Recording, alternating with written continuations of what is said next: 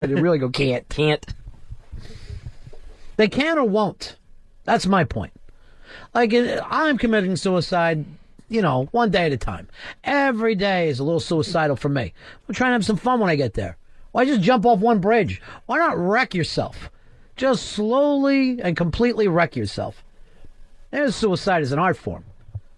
A lifetime of suicide. Now, if I was going to jump off a bridge and it ended up that the news crews were there... If you were going to jump off a bridge, it would have to be a very low bridge. First, you got to be able to climb up a bridge before you can jump off it. I know. I don't see how anybody goes out on the railing there. Yeah. That's just insane. You must be crazy to commit suicide. But if I had the news crew there and there was reporters and everything... Why would they?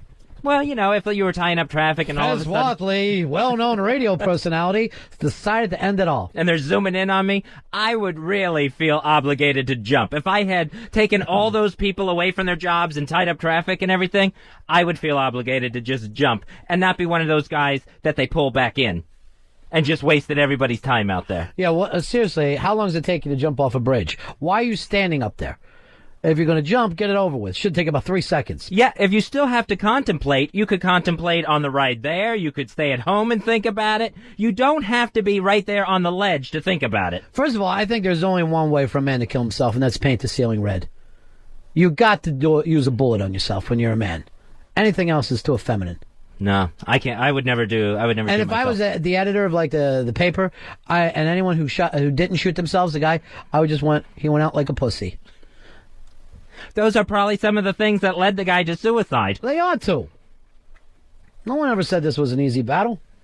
What am I supposed to do? Play Starry, Starry Night for you while we're all sitting talking about how the world is much too beautiful for one as you? Actually, I know a girl who committed suicide, and she had left in the note that she wanted her sister to play that Don McLean song, Starry Night, at her funeral. You know what her sister said? What? Fuck that.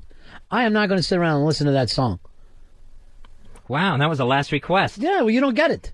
I got a last request for you, that you live. You didn't have fucking stomach cancer and ask for this song. You left a note that somehow I want everyone to sit around crying about my funeral. She goes, I'm not going to fucking do it. Fuck her. And I go, you sound like one of the best sisters ever. Jeez, I hope you're there for me when I need you.